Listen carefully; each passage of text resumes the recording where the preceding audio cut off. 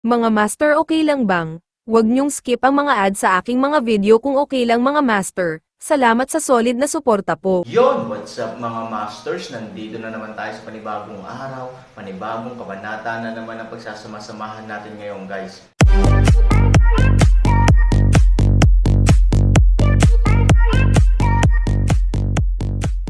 Bali mga masters, kung bago ka pa lang po sa aking YouTube channel, please click the subscribe button, lalong-lalo na po yung notification bell guys, para maging connected pa rin tayo sa isa't isa at maging updated kayo sa mga susunod ko pang video. Bali mga masters, bago natin umpisahan ng kwento ay mag-shoutout po muna tayo para sa mga solid nating tagapakinig. Shoutout kay Robert Tolentino. Shoutout kay Jeeps Ignacio. Yun na nga mga masters, no? Bali hindi na ito patagalin. In 3, 2, 1, let's go! Kapag lumubog ang buwan, kapag sumisikat na ang araw, lumipas ang maingay na gabi. Ang tirahan ng Panginoon ng lungsod ay magulo, ngunit ito ay tahimik na nagsasabi kung gaano kabaliw ang karnabal kagabi. Sa gitna ng larangan ng digmaan, ang energy shield na sinusuportahan ng Aaron ay napalitan ng bago.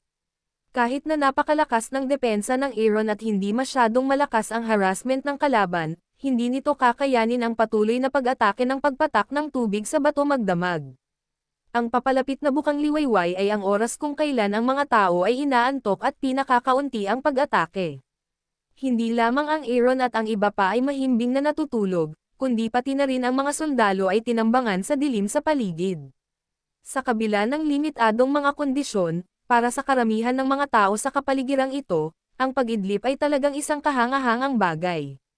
Biglang may tunog sa energy circle, isa-isang nagising ang mga sundalong nakahiga at natutulog sa dilim. Nagmamadali silang tumingin sa gitna ng larangan ng digmaan, ngunit nakita nilang tumayo si Aaron, at pagkatapos ay umalis siya sa kinaroroonan, iniunat ang kanyang mga paa, at umupo sa kinaroroonan. Nang maglaon, nagsimula siyang magsanay ng pagmumuni-muni. Ang pagtatanim ay tumagal ng isang buong umaga hanggang tanghali. Naramdaman niya siguro na sobrang taas ng temperatura. Nagising siya at pilit na pinalakas ang energy mask. Kasabay nito, tinakpan din niya ng patong ng itim na ilaw ang tuktok para sa pagtatabing. Pagkatapos, lumipas ang isang hapon, at hindi pa rin sila gaanong naiiba sa umaga. Pagkatapos ng araw at buwan, ito ay nagiging gabi. Halos katulad ng kahapon, ang mga ilaw sa lungsod ay sumabog sa langit, at tila ito ay para sa kapakanan ng pagiging makabuluhan.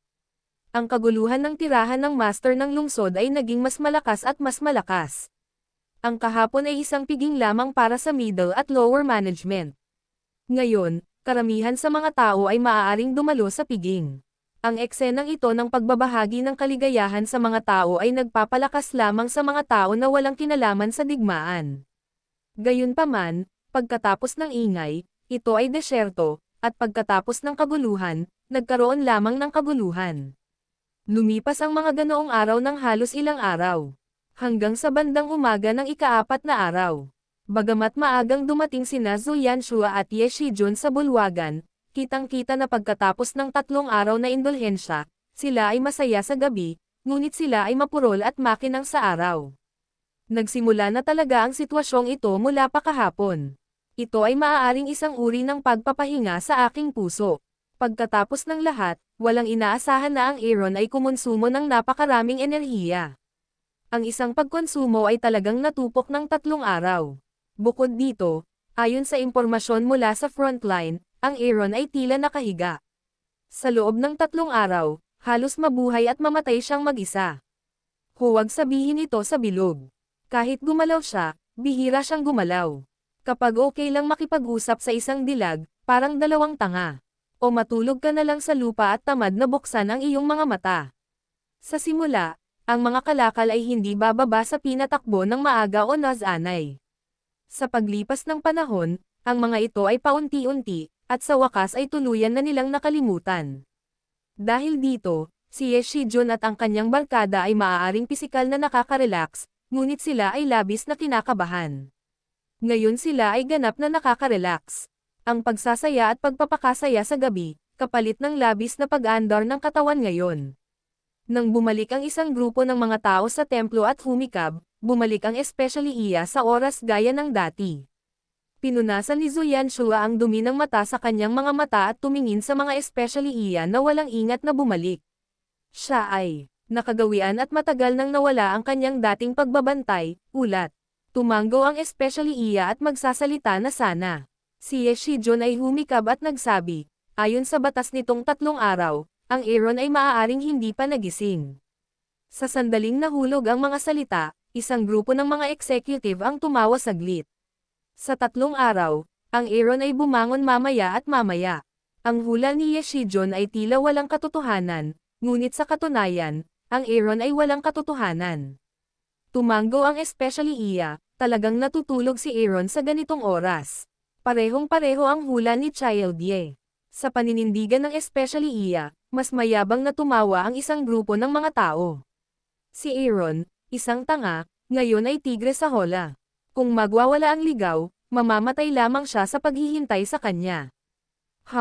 Di ba ang yabang noon? Bakit ngayon ay frosted talong na?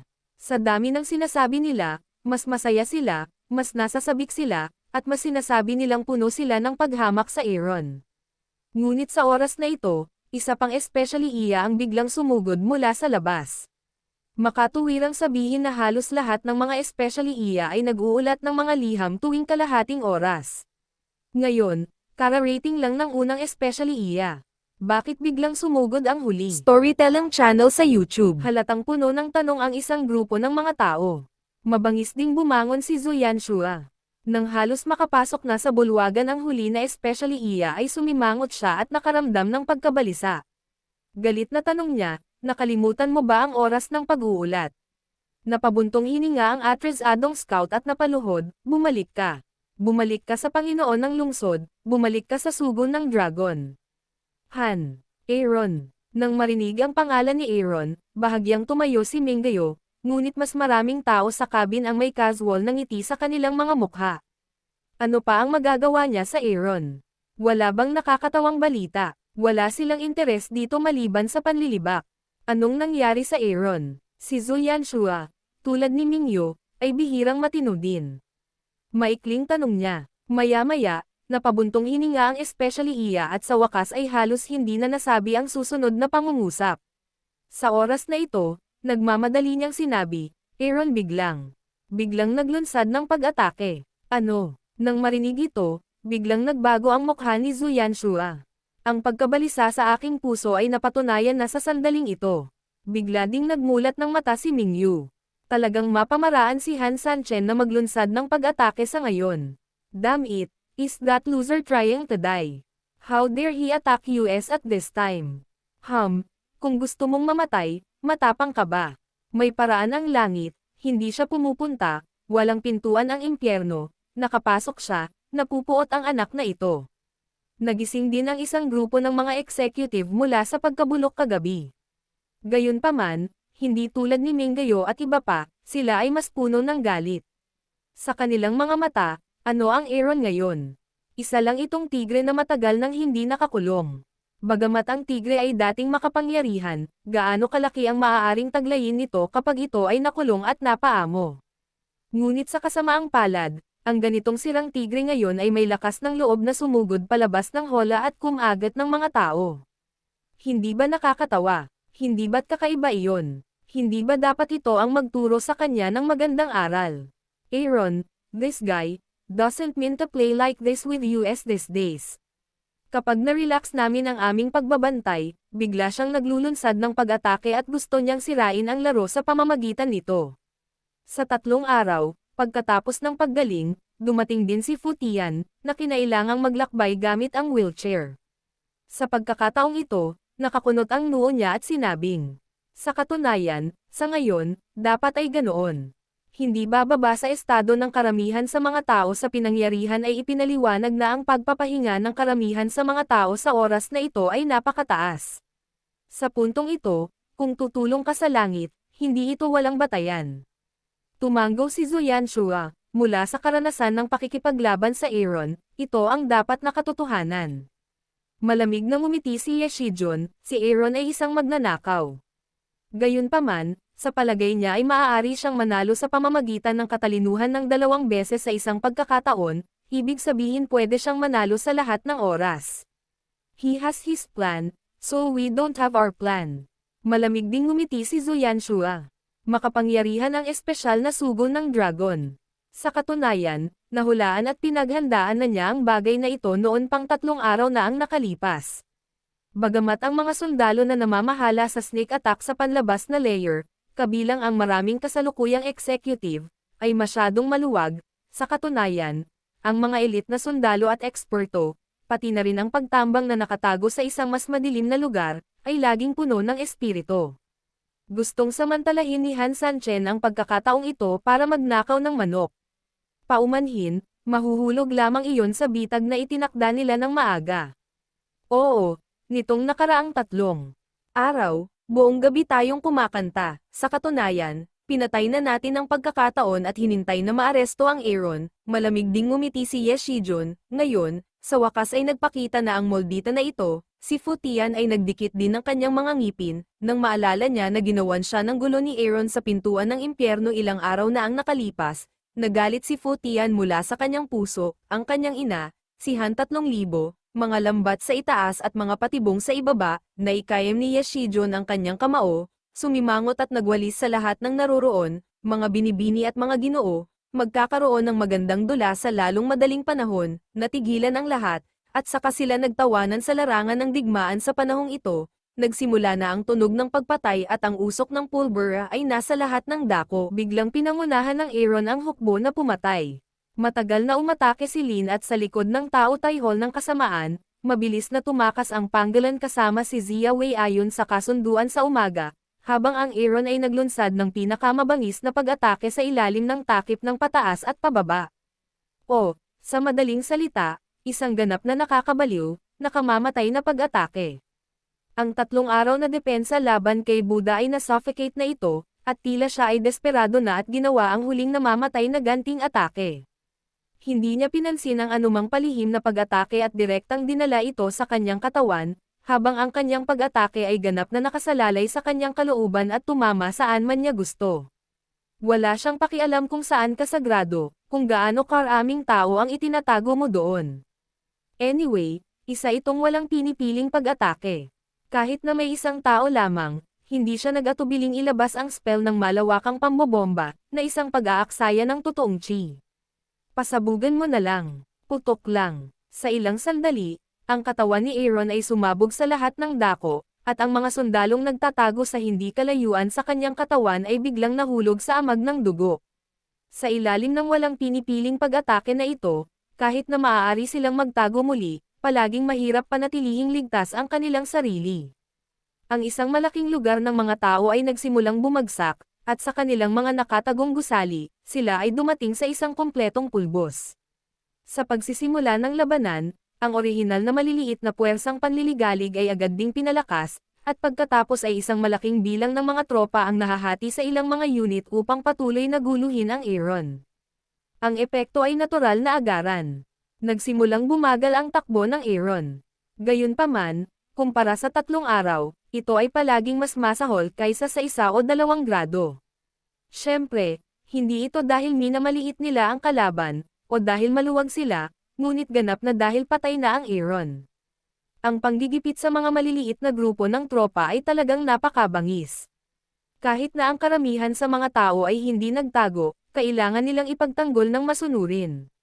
Ngunit iba ang Aaron. Direkta niyang binabaliwala ang mga ito habang binabaliwala niya ang mga individual na sneak attack. Ang Aaron ay mayroon ding kakayahang gawin ito. Gayunpaman, naging miserable nito ang malalaking puwersang kumukubkob sa kanya.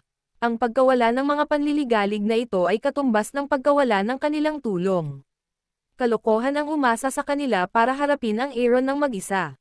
Kahit na sila ay pangunahing nagpapaliban at lumaban at umatras, kapag ang lakas, bilis at iba pang aspeto ng Aaron ay durog sa kanila, ang mga kahulugang ito ay nagiging napakaliit at mapagpakumbaba. Isang grupo ng mga kuneho, gaano man sila kahirap, talagang imposibleng palibutan ang tigre. Bukod dito, isa pa rin itong nakamamatay na tigre. Di nagtagal, sa ilalim ng epekto ng Aaron, karamihan sa mga tropa ay namatay at nasugatan, at ang porma sayon ay ganap na nagkagulo. Ang mga buhay na tao ay maaari lamang itapon ang kanilang baluti at mabilis na tumakas. Bagaman, sa sandaling mag-withdraw sila, isang malaking bilang ng mga bagong tropa ang malapit ng haharap sa Aaron, malinaw na gaano katagal ang mga tropang ito sa ilalim ng gayong mga kalagayan. Sa makatuwid, sa loob lamang ng kalahating oras, ang bawat malaking grupo ng mga tropa na may hindi bababa sa daan-daang tao ay nagbago ng hindi bababa sa 7 o 8 alon, at hindi bababa sa kalahati ng mga tao sa bawat alon ay namatay sa madugong masaker ng Aaron. Ang lamig nagpapatuloy pa rin ang mga arrow sa paligid, ngunit sa harap ng matigas na balikat ni Aaron, wala talaga silang maraming paraan.